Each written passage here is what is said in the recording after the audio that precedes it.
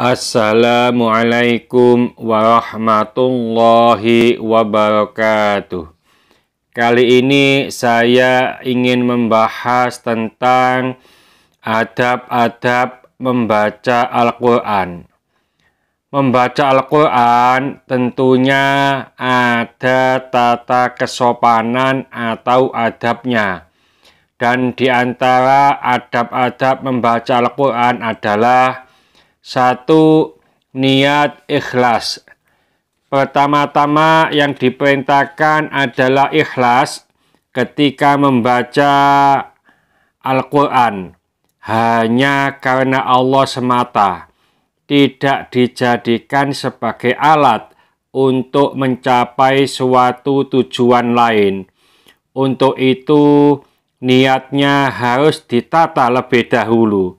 Dalam sebuah hadis disebutkan, Haddatsanal Humaydiyu Abdullah bin Zubairi qala haddatsana Sufyanu qala haddatsana Yahya bin Sa'id al-Ansari qala akhbarani Muhammad bin Ibrahim at-Taimi annahu sami'a Al-Qamata ba'na Waqqas Al-Laythiyya yaqulu sami'tu Umar bin Al-Khattab radhiyallahu anhu 'alal minbari qala sami'tu Rasulullah sallallahu alaihi wasallam yaqul innamal a'malu binniyati wa innama likulli imrin ma nawa.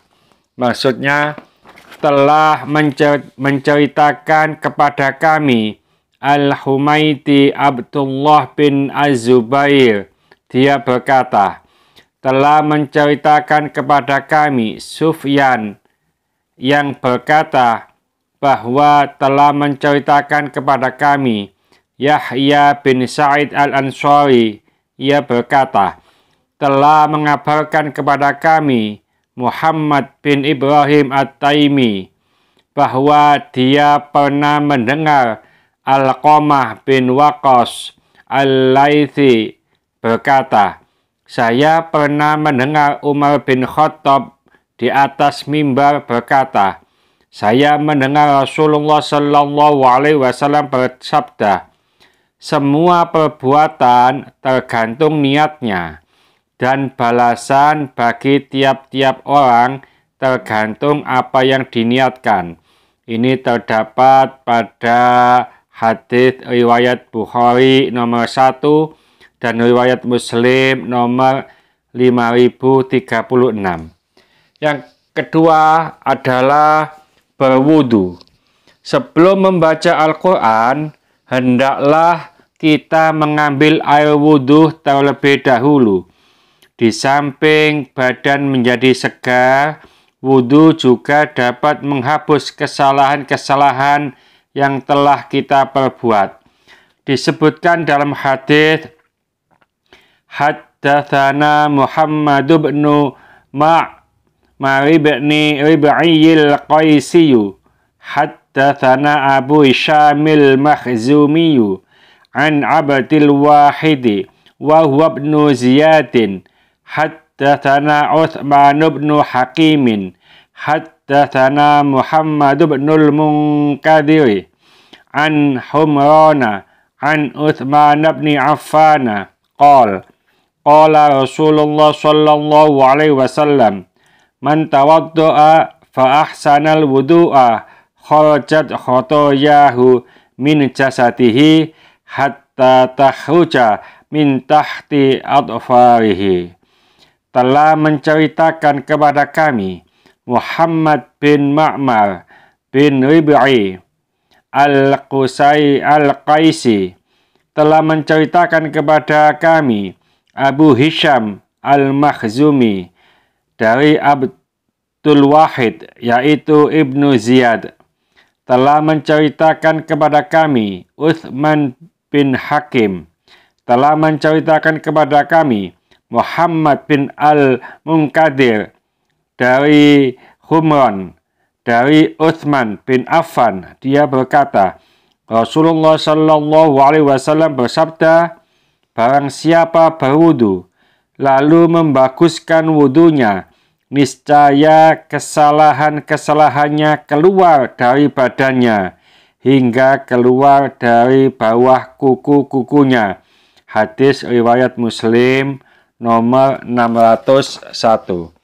Lalu adab yang ketiga adalah bersiwak. Seyogyanya apabila seorang mau membaca Al-Quran, lebih dahulu membersihkan mulut dengan bersugi atau bersiwak atau lainnya. Suatu kesempatan Nabi pernah bersabda, wa qala sallallahu alaihi wasallam, tayyibu afwahakum bis-siwak fa innahu tariqul Qur'ani. Nabi Shallallahu Alaihi Wasallam bersabda, bersihkan mulut kalian dengan bersiwak, karena sesungguhnya mulut adalah jalan membaca Al-Quran. Terdapat di kitab Lubabul Hadits Syekh Jalaluddin As-Suyuti. Lalu adab yang keempat adalah membaca ta'awudz dan basmalah. Sebelum membaca Al-Quran, hendaknya membaca ta'awudz terlebih dahulu sebagai perlindungan kepada Allah Subhanahu wa taala. Di dalam Al-Qur'an disebutkan, a'udzubillahi minasyaitonirrajim, bismillahirrahmanirrahim, fa idza qara'tal Qur'ana fasta'id billahi minasyaitonirrajim. Apabila kamu membaca Al-Qur'an, hendaklah kamu minta perlindungan kepada Allah. Ini terdapat di surat An-Nahl ayat 98. Setelah membaca ta'awudz, disunnahkan membaca basmalah, kecuali pada awal surat Al-Fatihah dan surat At-Taubah, serta di tengah-tengahnya kedua surat tersebut. Keterangan lebih lanjut dapat dilihat di video kami tentang ta'awudz dan basmalah. Yang kelima adalah tartil. Dalam kitab Ma'al Qur'anil Karim karangan Syekh Dr. Sya'ban Muhammad Ismail, beliau mengemukakan, qala Allahu ta'ala warattilil Qur'ana tartila.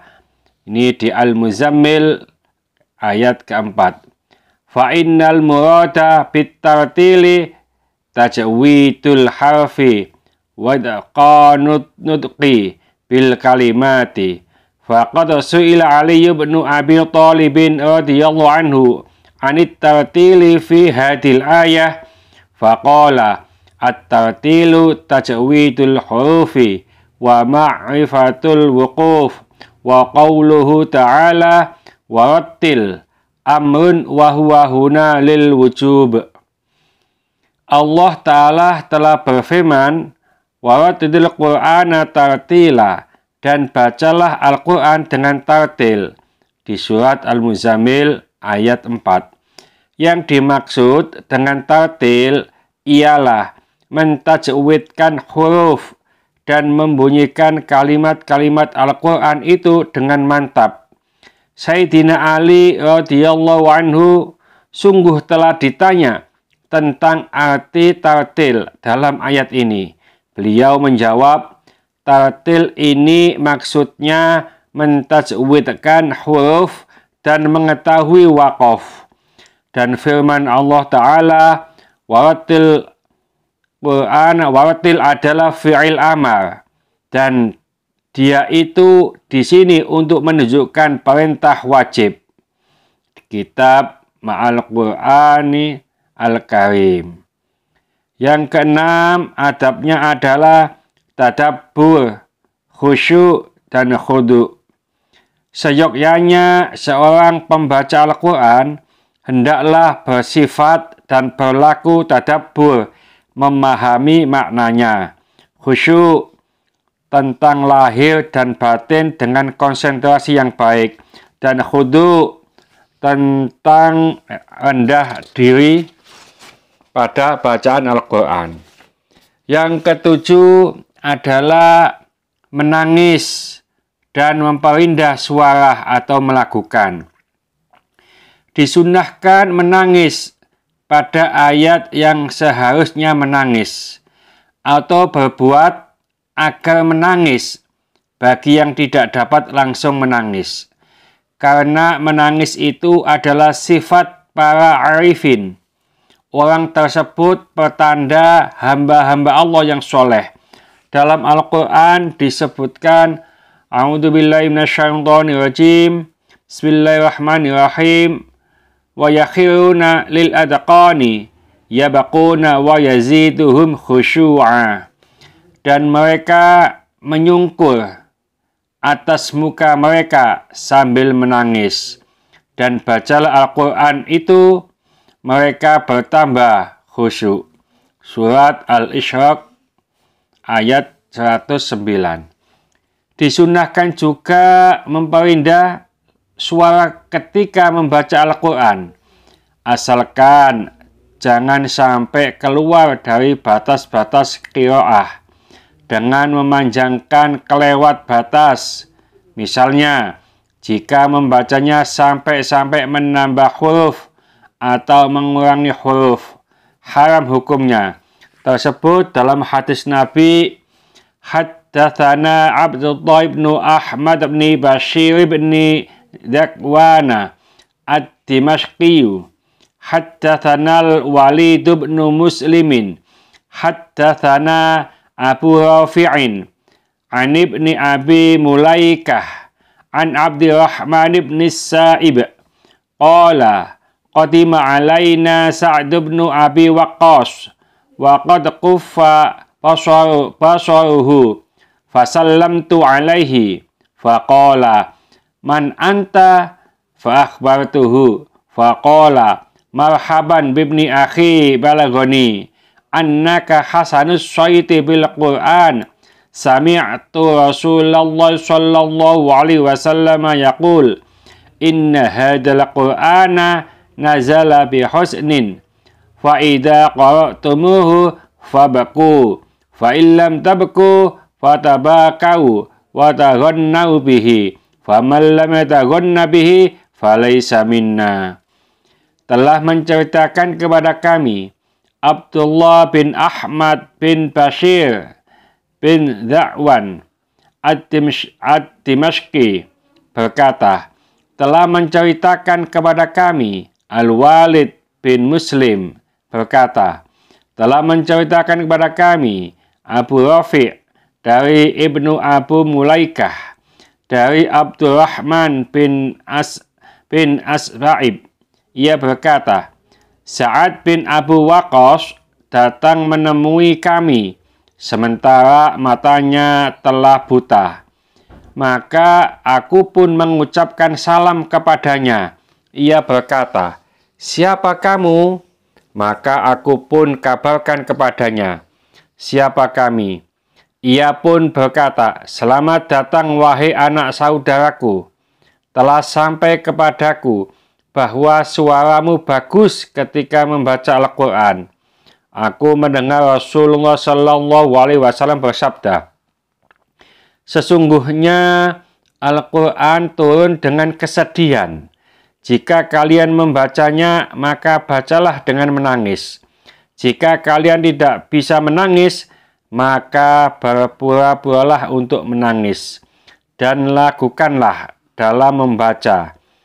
Barang siapa tidak melakukannya, maka ia bukan dari golongan kami. Ini terdapat di hadis riwayat Ibnu Majah nomor 1398. Adab yang ke-8 adalah menjadi hak ayat. Apabila ia melewati ayat sajadah, maka ia sujud. Demikian juga apabila ia mendengar ayat sajadah dari orang lain, maka ia sujud. Maksudnya adalah sujud tilawah.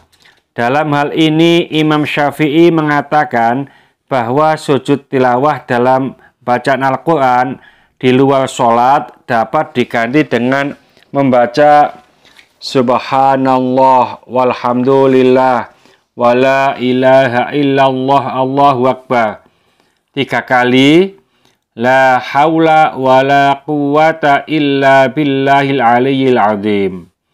Lalu adab yang ke-9, mengeraskan atau menyaringkan bacaan.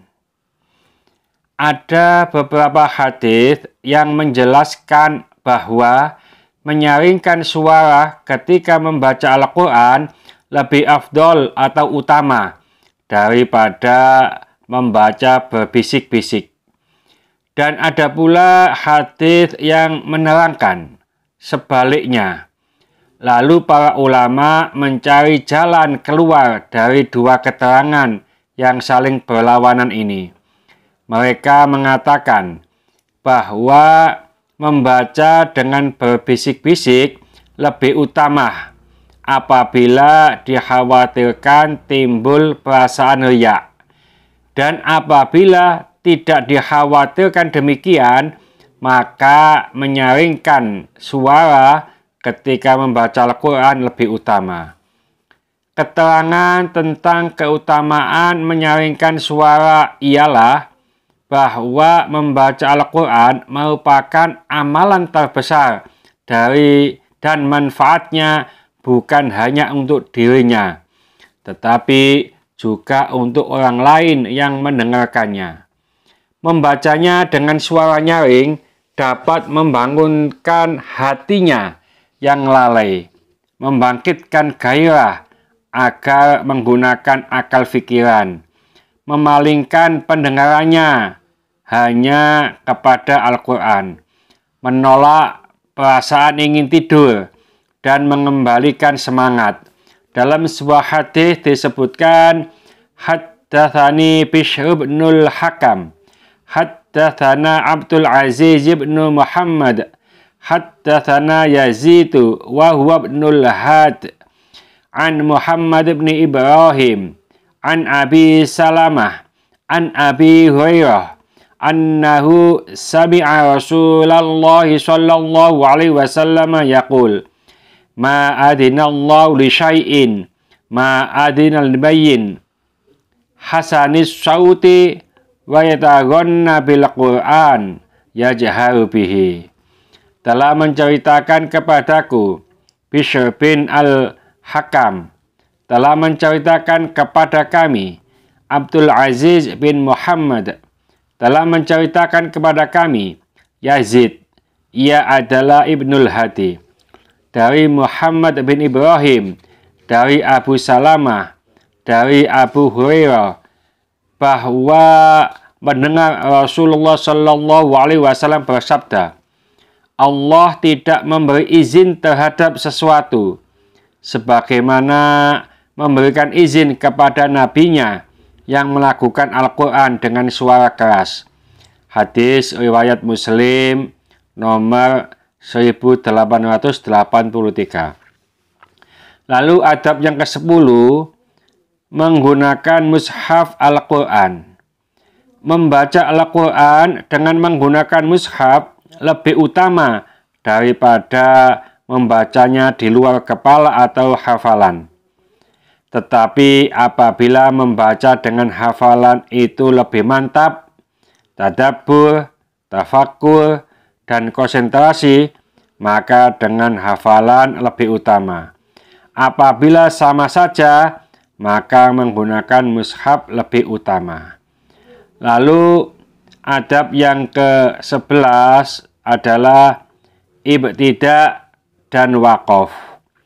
Disunnahkan apabila memulai membaca di pertengahan surat, ia memulai dari awal kalimat atau pembicaraan yang berkaitan ayat demi ayat.